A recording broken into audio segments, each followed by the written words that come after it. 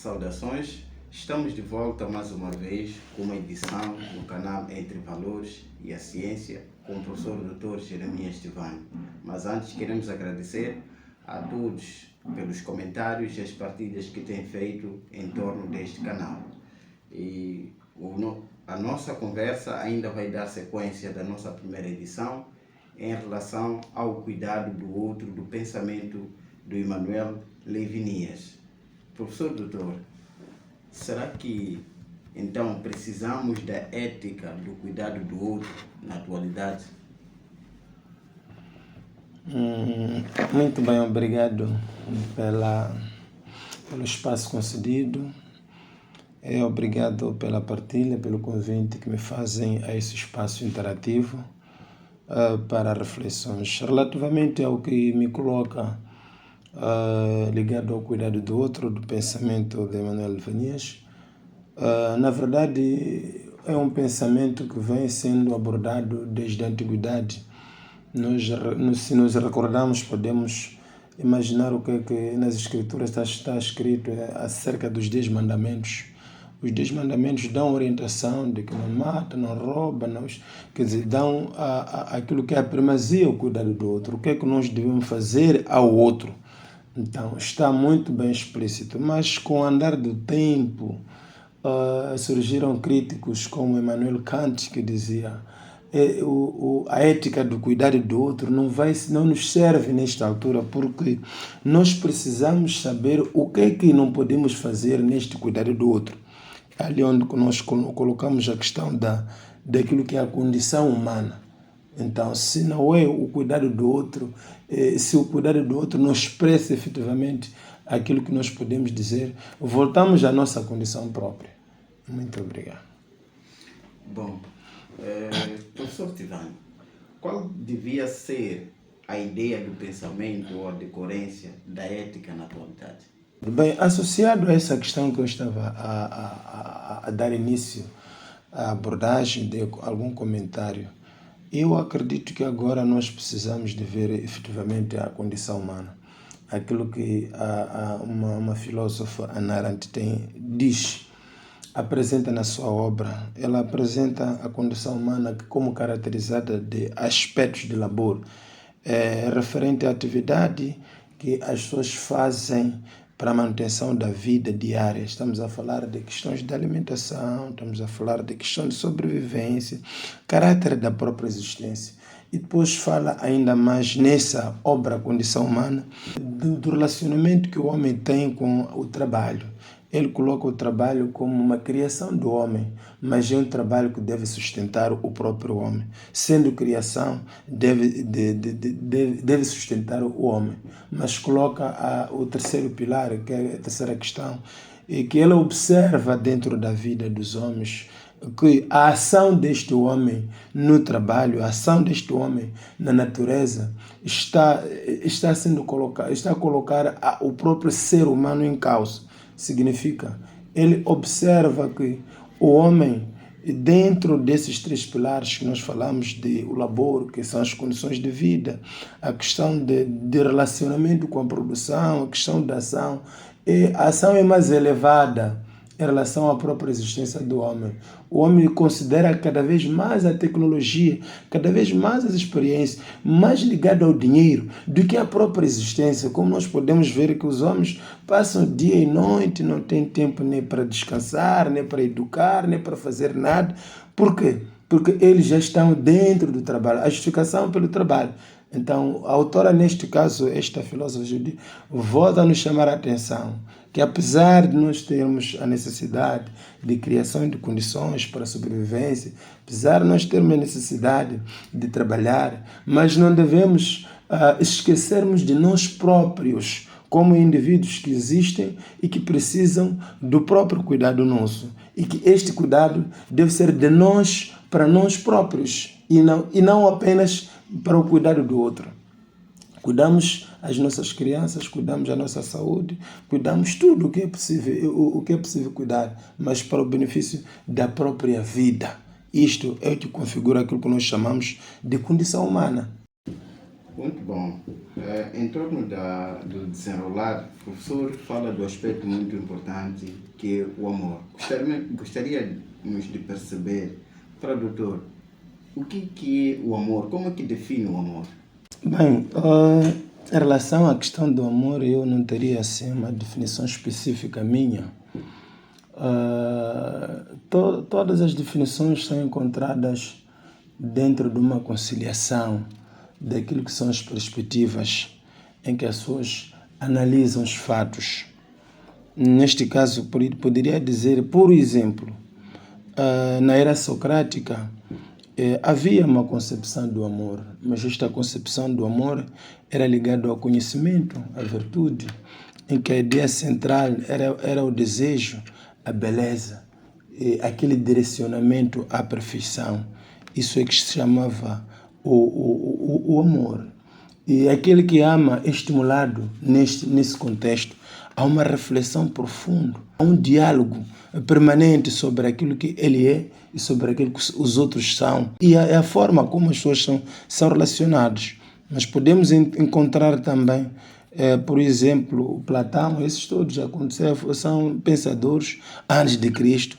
Platão começava a imaginar o amor a partir do desejo físico, em particular, e ele progredia até a questões ligadas à beleza, à sabedoria, caminhando à contemplação do bem, como Platão era um que considerava que não, existe um bem, que é o bem, esse bem inteligível, o bem que nós não conseguimos pegar, o bem, aquilo que é a perfeição. Para ele existia uma perfeição. Então o amor tinha que tender a essa perfeição. Mas, por exemplo, chegamos ao pensamento de Aristóteles. Ele começa a ver o amor de forma diferente, de forma muito diferente, onde ele há três tipos de amizades, três tipos de apresentação de amor, no caso concreto. Amor por utilidade, significa interesse mútuo. As pessoas se relacionam, têm interesses mútuos. Não se amam simplesmente porque a consciência lhe diz que deve amar isto, mas por causa de interesse. Amor por prazeres, aquilo que nós vivemos, aquilo que nós chamamos de afinidade emocional, o que é mais frequente na nossa sociedade. Muitas pessoas passam por este amor, ou sentem, ou vivenciam dia após dia o amor emocional. Mas temos outro, o amor por virtude, segundo Aristóteles, aquele que é baseado na bondade, desenvolvimento moral do outro. Este é o mais elevado, porque esse transcende as duas fases, as duas etapas do amor. Então, com a tendência de promover o que nós chamamos de as relações sociais, o equilíbrio entre as sociedades, o entendimento entre as pessoas, a boa convivência social.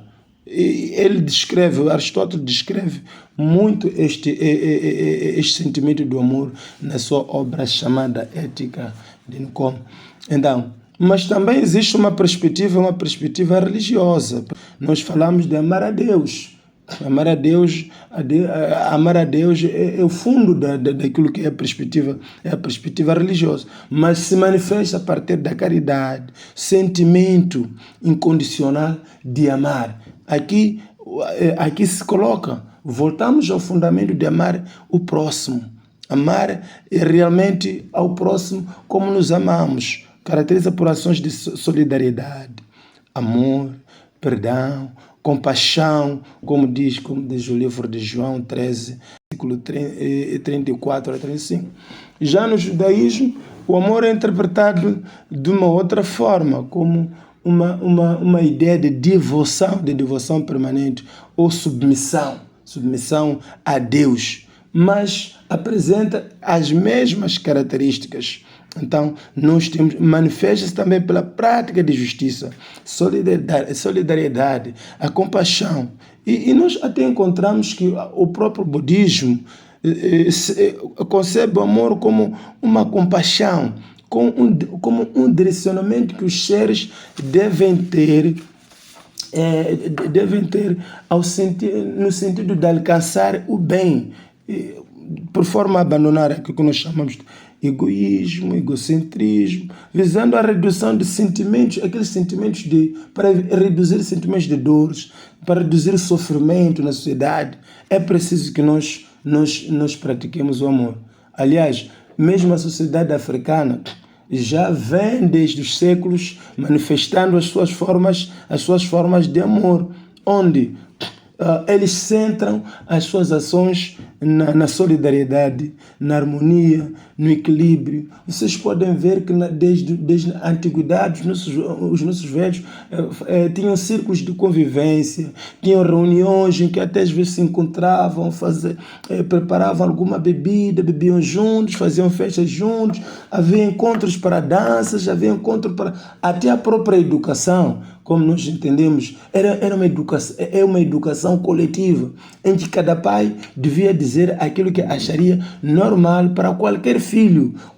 Para o africano, o filho do meu irmão é meu filho, o filho do meu tio é meu filho, o filho do meu sobrinho é meu filho. Educam da mesma forma. Esta, para mim, é uma instância cada vez mais elevada do amor, que se calhar seria muito bom que a sociedade refletisse e retomasse, não continuasse com este estado de fragmentação autêntica das famílias para permitir o controle singular, porque desta forma nós educamos mais aquilo que é nosso, mas em contato com o outro fica deseducado. Dentro daquele contato com o outro há um choque, onde volta de novo a aparecer aquilo que nós não queríamos que vivenciássemos. Por quê? Porque nós estamos centrados no egocentrismo hoje. O amor de hoje é egocêntrico. Nós estamos centrados naquilo que é nosso, mas aquilo que é da comunidade abandonamos. Aquilo que é da sociedade abandonamos. Eu acho que o amor no pensamento africano vale a pena refletir sobre ele. É mais ou menos esta prática que eu devo, é mais ou menos esta experiência que devo dar relativamente àquilo que é a prática do amor. E eu acho que é fundamental. É fundamental porque se nós seguirmos realmente aquilo que é amor, alcançaremos a condição humana. E se alcançarmos a condição humana, estaremos ao cuidado do outro.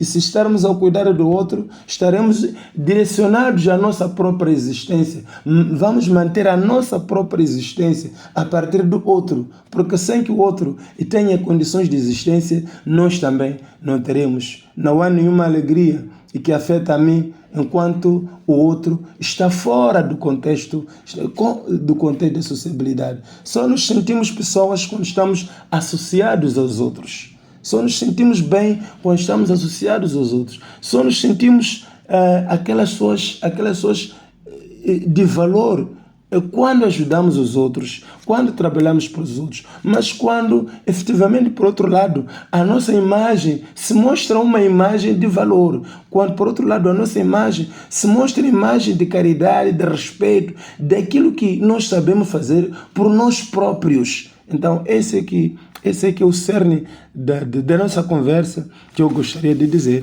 Por isso que, dentro das nossas ações, como IDHI, nós promovemos, nesta altura, ações de formação na área de saúde, ações de formação na área de educação, nesta compreensão de que só podemos sentirmos-nos bem quando estamos associados aos outros nos mesmos parâmetros, na mesma sociabilidade, nas mesmas condições. Certo. Bom, em torno da reflexão sobre a ética do outro, gostaríamos, professor, se tens algumas considerações finais a deixar. Bem, eu vou dizer nessa questão que, conjugado o primeiro aspecto em que o outro era ligado à conservação daquilo que é a condição do segundo, terceiro, reparar o outro como se estivesse a reparar a si próprio. Esta era uma questão. Mas a segunda questão é esta de procurar partir de si próprio, analisar como é que eu estou.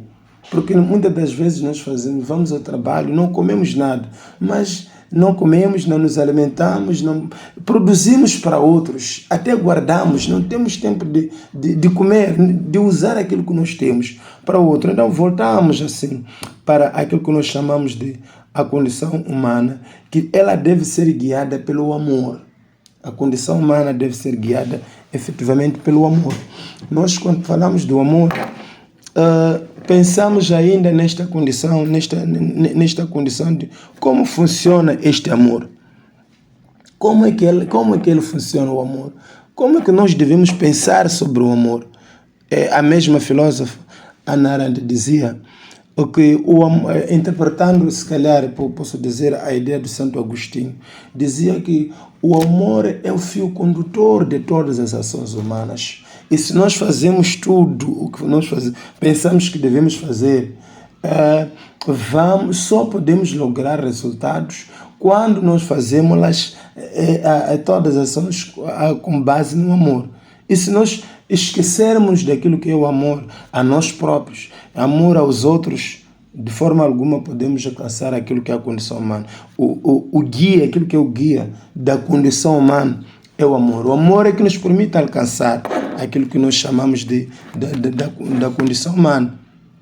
Por exemplo, o amor é que dá o tempo de organizar a nossa experiência própria, de como é que nós vivemos, como é que nós vamos viver amanhã, o que é que nós sentimos. O amor é que dá o poder de organizarmos as nossas ações, de medir aquilo que nós podemos fazer, de controlar as emoções, de controlar as percepções, até salta a uma dimensão espiritual. O amor sai de uma dimensão física, passa para uma dimensão emocional, até uma dimensão espiritual, em que nós fazemos uma percepção teológica deste amor. Como ele funciona naturalmente. Então, é com base neste prisma que nós vamos encadear o nosso próximo passo para alcançarmos aquilo que são as nossas relações. Estamos a falar naturalmente da relação entre a ciência e o espírito, como as duas coisas se entrelaçam. É mais ou menos esse comentário que me careceria dizer relativamente a este processo.